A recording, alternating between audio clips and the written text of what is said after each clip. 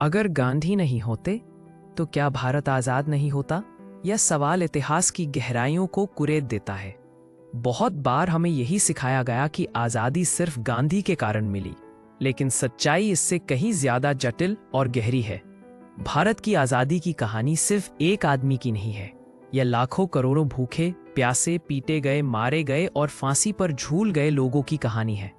जब 1857 का गदर हुआ था, तब न तो गांधी थे और न ही कांग्रेस, लेकिन फिर भी सिपाहियों ने अंग्रेजी हुकूमत की जड़ें हिला दी थी। मंगल पांडे जैसे वीरों ने बिना किसी बड़े नेता के अपने लहू से विद्रोह का बीज बो दिया था।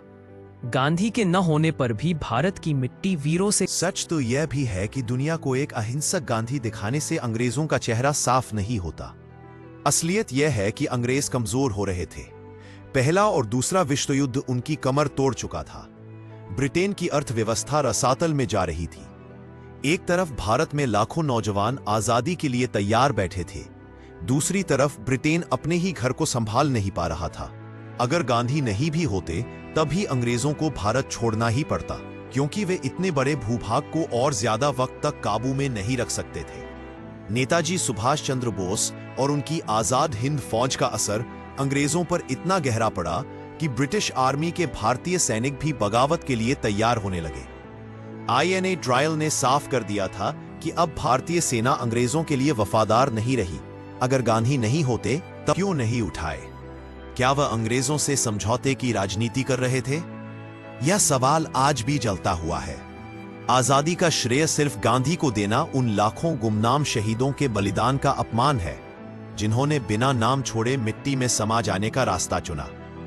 किसानों के विद्रोह, मजदूरों की हड़तालें, आदिवासियों का संघर्ष, इन सब ने मिलकर अंग्रेजों की नींव हिला दी थी।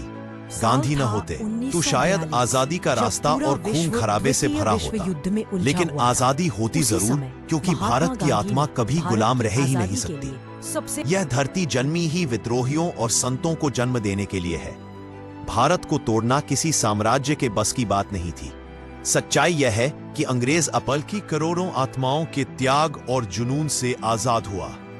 गांधी की जगह कोई और चेहरा होता, लेकिन आजादी जरूर आती, क्योंकि भारत की मिट्टी में गुलामी की बेड़ियां टूटने का बीज पहले ही बो दिया गया था।